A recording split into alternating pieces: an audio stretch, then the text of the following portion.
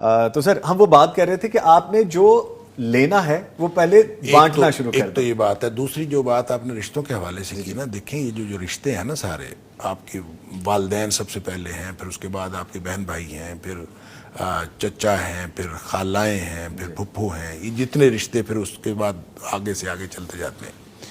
یہ تمام رشتے اگر آپ ان رشتوں کے اوپر مال خرچ کریں گے نا, تو وہ جو ہم بات کر رہے ہیں نا خرچ کرنے سے چیزیں بڑھتی ہیں, ان رشتوں کے اوپر خرچ کرنے سے وہ کئی گنا بڑھتی ہیں, یعنی اس کے اندر کئی گنا اضافہ ہو جاتا ہے. یعنی سب سے پہلے حق ان کا بنتا ہے, سب سے پہلے ان کا حق بنتا ہے. اور ویسے بھی اگر دیکھیں بہنیں جو ہوتی ہیں نا وہ ہمیشہ بھائیوں کی طرف دیکھ رہی ہوتی ہیں, اور بھائی جو بھی مطلب وہ بھائی جو ہم سارے بھائی ہیں اور جو ہمارے ناظرین میں سے جو سن رہے ہیں وہ آج سے یہ کام شروع کر دیں کہ بہنوں کا خیال رکھنا شروع کر دیں, تو آپ پھر دیکھیں آپ کے رزق میں کتنا اضافہ ہوتا ہے.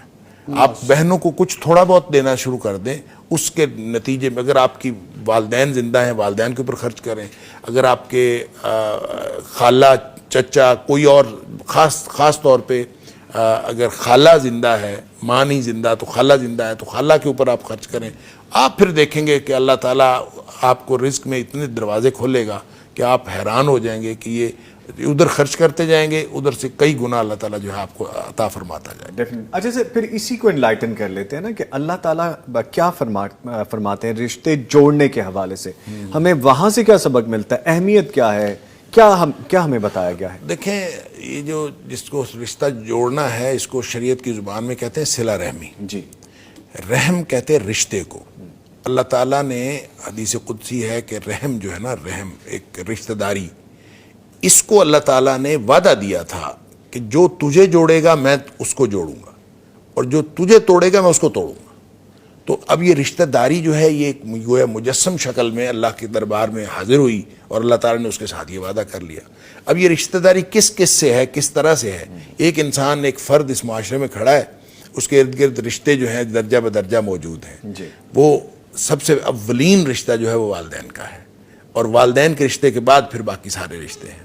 اور اس میں بھی جو ہم یہ کہتے ہیں کہ حدیث میں آتا ہے من احق بحسن صحابتی, کون سب سے زیادہ حسن سلوک کا حقدار ہے, تو نبی پاک صلی اللہ علیہ وسلم فرمایا تمہاری والدہ. پھر پوچھا کون, تمہاری والدہ. تیسری دفعہ پھر پوچھا کون, تمہاری والدہ. ثم امک. چوتھی دفعہ فرمایا ثم ابوک, تیرا باپ بھی. گویا 3 حق جو ہیں وہ پہلے والدہ کے ہیں, چوتھا حق جا کے یہ جو خواتین اعتراض کرتی ہیں نا کہ اسلام جو ہے وہاں مرد کو زیادہ فوقیت دیتا ہے, عورت کو فوقیت دیتا ہے. اب اندازہ کریں 3 درجے فوقیت ماں کو ہے, چوتھے درجے پہ جا کے والد.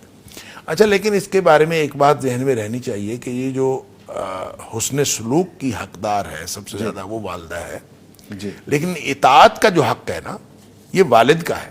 اس لیے کہ گھر کا جو ہے کلکم راعٍ و کلکم مسئول عن رعیتہ, ہر شخص جو ہے وہ ذمہ دار ہے اور اس کی ذمہ داری کے بارے میں اس سے سوال پوچھا جائے گا. تو جو مرد ہے وہ گھر کا اوورال نگران ذمہ دار وہ ہے.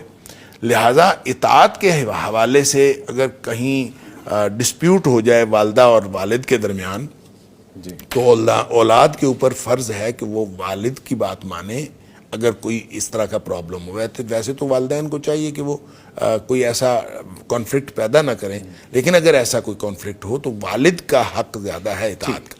اطاعت کا حق پہلا والد کا ہے, حسن سلوک کا پہلا حق جو ہے وہ والدہ کا. اچھا اللہ تعالیٰ بیلنس کیسا کیا ہے دونوں رشتوں کے حوالے سے؟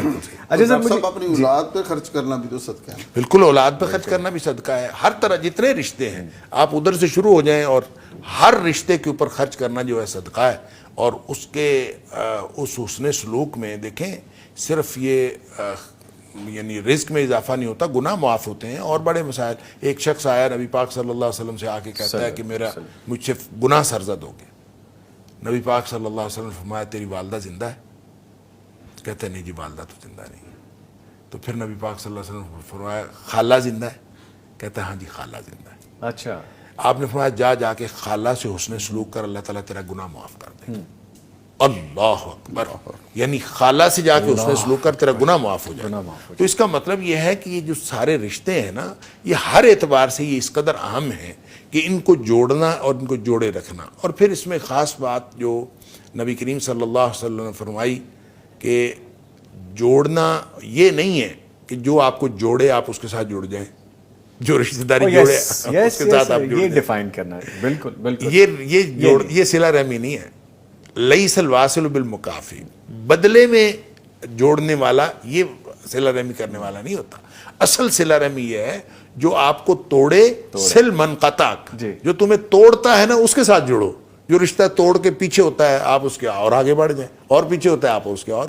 صرف ایک صورت ہے کہ اگر کوئی بہت فسادی رشتہ دار ہو اور آپ کو خیال ہو کہ یہ اس کے ساتھ تعلق رکھنے سے یہ بہت زیادہ فساد پیدا کرے گا اور یہ ہمارے خاندان کے اندر بگاڑ پیدا ہوگا, اس سے تھوڑا فاصلہ آپ رکھ سکتے ہیں. لیکن رشتہ داری جو ہے وہ ختم کسی کے ساتھ نہیں کر سکتے.